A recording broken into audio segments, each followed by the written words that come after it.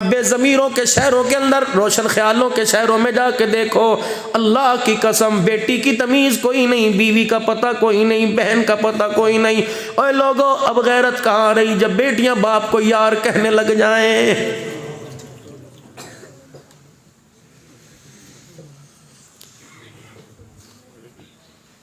भाई की बगल में हाथ डालकर अर्तगल देखने लग जाएं।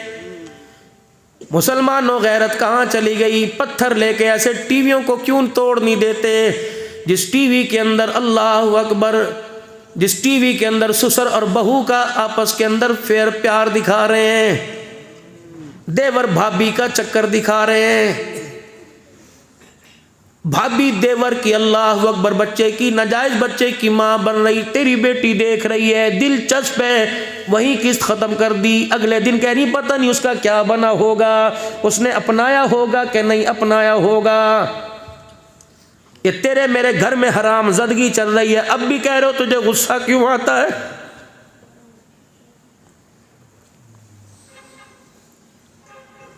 हमारी माएँ बतलाया करती थी, जब ससुर बाहर बैठा होता था बहुएं बाहर नहीं निकला करती थी कि अब्बा बाहर बैठा है, पेशाब रोकती थी, पजामे गीले हो जाते थे, लेकिन गैरत के मारे उनके सामने से नहीं गुजरा करती थी। एक माई बतलाने लगी, अल्लाह की कसम मेरे सारी जिंदगी में अपने ससुर के सामने अपने शौहर से बात नहीं की। एक औरत बतलाने लगी, मर्द के मरने के बाद 28 साल के बाद तक मैंने घर से कदम बाहर नहीं निकाला।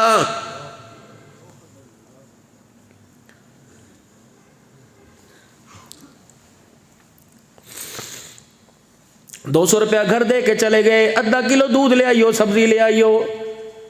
कौन कौन सी दुकान है जिस पर तेरी मेरी बीवी नहीं फिरी? लुंडे बाजार के अंदर मेरे अजीजों वो जर्सियां उसे 50 रुपए की मिल गई, 100 रुपए की मिल गई। कभी उस जर्सी को सूंघ के देखा कि पहनने वाले ने ये पहनकर कितनी मर्तबा अल्लाह की नाफरमानी की होगी, कितनी मर्तबा जिना के अड्डे पे गया होगा, कितनी मर्तबा शराब की बोतल ली होगी, कितनी मर्तबा इतवार के दिन इस अंग्रेज ने चर्च में जाके टल्ले खड़काए होंगे, कितनी मर्तबा मूर्तियों को सजदा किया होगा। ये जर्सी उसके जिस्म से उतर के आई, जिसे बहन बेटी का पता कोई नहीं, तेरे मेरे बेटे के ऊपर जाएगी, खुदा की कसम उसे नमाजी कोई नहीं बनाएगी। हजरत इमाम शाफी रहमतुल्लाह अलैह को ख्वाब में सरकार दो आलम सल्लल्लाहु अलैहि वसल्लम की ज़ियारत हुई। आपने फरमाया, इमाम शाफी अहमद बिन हम्बल को मेरा सलाम कह दे और कह दे तेरे पर आजमाइश आएगी, साबित कदम रहना। इमाम शाफी रहमतुल्लाह अलैह की आँख खुली, आपने अपने खादिम से फरमाया जाओ और जाकर अहमद बिन हम्बल को सलाम कह दो कि आका का सलाम आया। खादिम सलाम लेकर गया, इतने खुश हुए, कोई पास चीज़ नहीं थी, कुर्ता नज़र आया, वही उतार के खादिम को दे दिया। कहा जा तो मेरे पास खुशी की खबर लाया है, मैं अपना कुर्ता तुझे हदिया करता हूँ। खादिम सीधा इमाम शाफी रहमतुल्लाह अलैह के पास आया और आकर अर्ज करने लगा, हजरत जी अल्लाह अकबर, आपने सलाम कहा, मैंने जाके कह दिया, उन्होंने तोहफे के तौर पे ये मुझे कुर्ता दिया। हज़रत इमाम शाफी फरमाने लगे, ये कुर्ता कहाँ से दिया? उसी वक़्त अपने तन से उतार के दिया। इमाम शाफी ने फरमाया, तो मिनट के लिए, थोड़ी देर के लिए कुर्ता मुझे दे दे। उन्होंने कहा अल्लाह वाले का कुर्ता है। आपने फरमाया, अल्लाह की कसम रखूंगा नहीं तुझे वापस कर दूंगा। शागिर्द ने, खादिम ने कुर्ता दे दिया। इमाम शाफी कुर्ता लेके अंदर चले गए।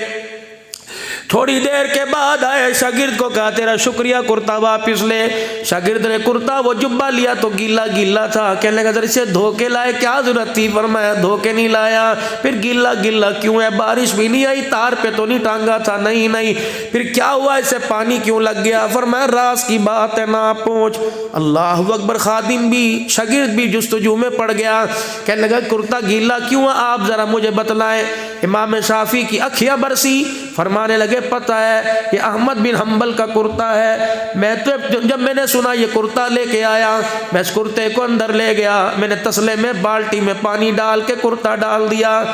जितना इस कुर्ते का मैल था, जितना इसका पसीना था, मैंने सारा निचोड़ लिया। फिर बाल्टी मैंने मुंह के लगा के वो पसीने वो मैल वाला पानी पी लिया। अल्लाह अकबर। शागिर्द धाड़े मार के रोने लगा और कहने लगा, अल्लाह वाले, इस मैल वाले पानी को पीने की क्या जरूरत थी? फरमाने लगे, तुझे पता नहीं, अभी तो अहमद बिन हम्बल को हुजूर का सलाम आया है। कितना मुकद्दरों वाला होगा जब ये कुर्ता पहन कर अल्लाह अकबर नमाज पढ़ता होगा और कुरान की तिलावत करते करते इसे पसीना आता होगा, कुर्ते में जज्ब होता होगा, ये जिक्र करता होगा, पसीना आता होगा, कुर्ते में जज्ब करता होगा।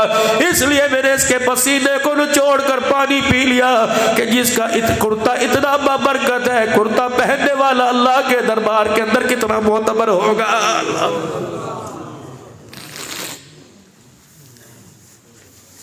हमारी तो कपड़ों के मामले में भी किस्मत फूट गई।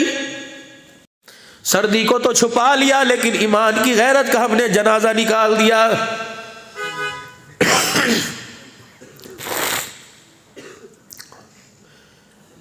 जाओ करियाने की दुकान पर जाओ, मनियारी की दुकान के ऊपर चले जाओ।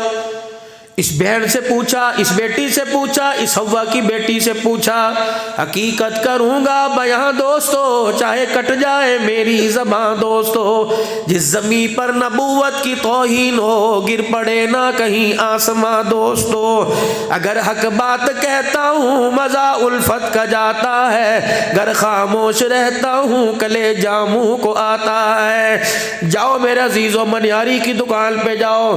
तेरी बेटी किससे बातें कर रही है? वो आपी आपी कह रहा है, आपी का फोन नंबर ले रहा है, फिर दूसरे दुकानदार को बता रहा है, देख आज कैसी मेरी दुकान पे चढ़ी थी। तो इसके हाथों अपनी इज्जत का जनाजा निकाल कर, फिर भी शेख साहब है, फिर भी भट्ट साहब है, फिर भी कारी साहब है, फिर भी चौधरी साहब है, जिसने सुबह 2 घंटे नाई की दुकान पे बैठ कर अपनी शेप बनवाई, अपने बाल बनवाए, अपने चेहरे का फिशल करवाया, फिर मेरे अजीजों दिल वाली अंगूठी पहनी, नाखून बढ़ाए, कसी भी पेट पहन के दुकान पर तेरी बेटी की गैरत का जनाजा निकालने के लिए खड़ा है। और अब पूछ रहे आपकी साइज क्या है, फिगर का साइज क्या है, अंडरवियर का साइज। मर नहीं गया, दफन नहीं हो गया, तेरा रोटी खाने को दिल कैसे कर गया, तेरा पानी पीने को दिल कैसे कर गया।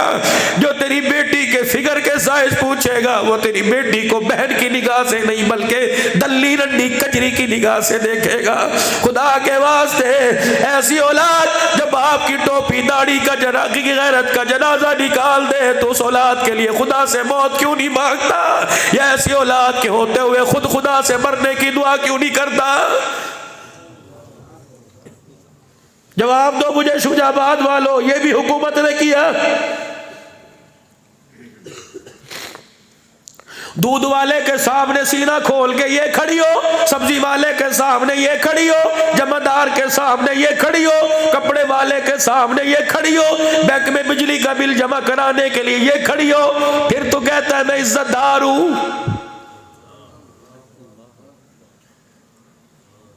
अल्लाह के वास्ते ओ लोगों, सैयदा ज़ैनब रज़ी अल्लाह ताला अन्हा, हज़रत हुसैन की बहन अली की बेटी फातिमा की गोद में लोरियां लेने वाली, करबला के मंजर को चश्मदीद आंखों से देखने वाली सैयदा ज़ैनब की कब्र पे मुल्क शाम में तकरीबन 4.5 घंटे बैठा रहा।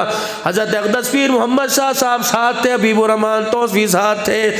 मुल्क शाम में सैयदा ज़ैनब की कब्र पे 4 घंटे बैठ के रोता रहा और इस चीज़ को पढ़ता रहा, उम्मुल मसाई, मुसीबतों की माँ, तूने मैंने हुसैन को नेज़े की एनी पे चढ़ता सुना, अल्लाह की कसम उसने देखा है। तूने मैंने तलवारों के साए में हुसैन को सजदा करते सुना, उसने देखा है। आपने मैंने अली असगर के हलक में तीर लगते सुना, उसने देखा है। लेकिन जब 4.5 घंटे के बाद उठे, ऐसे महसूस हुआ कि अम्मा ज़ैनब की कब्र से हवा आई और हमारे कुर्ते के दामन को खींचा और कहा कि अब्दुल हन्नान शुजाबाद जाएगा, जा मेरी बेटियों से पूछना जिस पर्दे को बचाने के लिए हमने कुनबे कटा दिए, बताओ तुमने वो पर्दा शुजाबाद के बाजार में कितने पैसों में बेच दिया है।